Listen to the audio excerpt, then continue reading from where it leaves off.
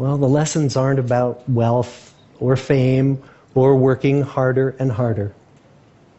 The clearest message that we get from this 75-year study is this: good relationships keep us happier and healthier, period. We've learned 3 big lessons about relationships. The first is that social connections are really good for us and that loneliness kills.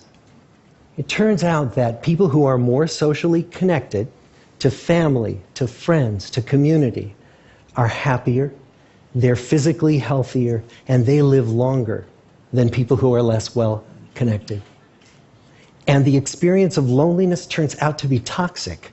People who are more isolated than they want to be from others find that they are less happy, their health declines earlier in midlife, their brain functioning declines sooner, and they live shorter lives than people who are not lonely. And the sad fact is that at any given time, more than 1 in 5 Americans will report that they're lonely. And we know that you can be lonely in a crowd and you can be lonely in a marriage.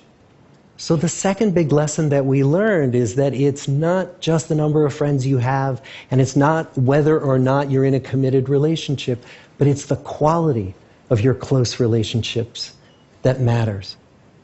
It turns out that living in the midst of conflict is really bad for our health. High conflict marriages, for example, without much affection, turn out to be very bad for our health, perhaps worse than getting divorced. And living in the midst of good, warm relationships is protective. Once we had followed our men all the way into their 80s, we wanted to look back at them at midlife and to see if we could predict who was going to grow into a happy, healthy octogenarian and who wasn't. And when we gathered together everything we knew about them at age 50, it wasn't their middle-aged cholesterol levels that predicted how they were going to grow old. It was how satisfied they were in their relationships. The people who were the most satisfied in their relationships at age 50 were the healthiest at age 80.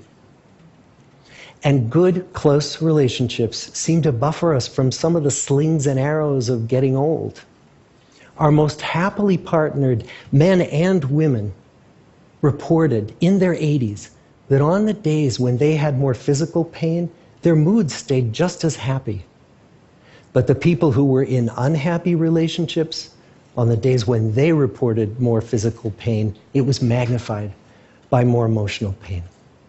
And the third big lesson that we learn about relationships and our health is that good relationships don't just protect our bodies, they protect our brains.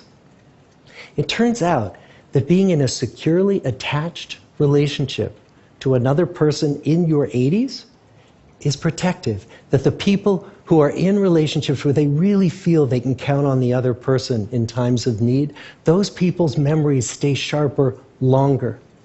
And the people in relationships where they feel they really can't count on the other one, those are the people who experience earlier memory decline. And those good relationships, they don't have to be smooth all the time. Some of our octogenarian couples could bicker with each other day in and day out. But as long as they felt that they could really count on the other when the going got tough, those arguments didn't take a toll on their memories. So, this message that good, close relationships are good for our health and well-being, this is wisdom that's as old as the hills. Why is this so hard to get and so easy to ignore? Well, we're human. What we'd really like is a quick fix, something we can get that'll make our lives good and keep them that way. Relationships are messy and they're complicated, and the hard work of tending to family and friends, that's not sexy or glamorous. It's also lifelong. It never ends. The people in our 75-year study who were the happiest in retirement were the people who had actively worked to replace workmates with new playmates. Just like the millennials in that recent survey, many of our men, when they were starting out as young adults, really believed that fame and wealth and high achievement were what they needed to go after to have a good life. But over and over these 75 years, our study has shown that the people who fared the best were the people who leaned into relationships with family, with friends, with community. So what about you? Let's say you're 25, or you're 40, or you're 60. What might leaning into relationships even look like? Well, the possibilities are practically endless.